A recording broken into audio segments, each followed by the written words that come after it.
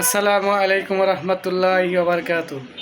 প্রিয় গার্মেন্টস শ্রমিক ভাই বোনেরা, সবাই জানেন আজ আমাদের ফ্যাক্টরি নারায়ণগঞ্জ, আশুলিয়া, গাজীপুর, সাভার, হেমায়তপুর সকল কলকারখানা, মেল ইন্ডাস্ট্রির আজ থেকে বন্ধ হবে, ছুটি হবে।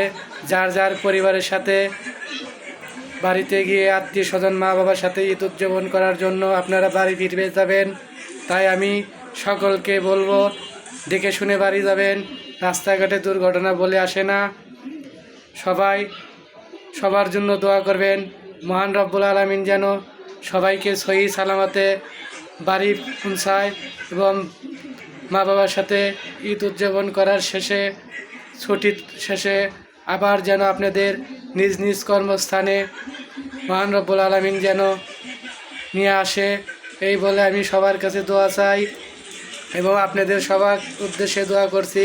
মহান রব্বুল আলামিন যেন আপনাদের সবাইকে বালা মুসিবত থেকে, আসমানি বালা, জমিনি বালা, সকল বালা মুসিবত থেকে দূর করে সহি সালামতে নিজ নিজ গ্রামের বাড়িতে পৌঁছিয়ে দেয়।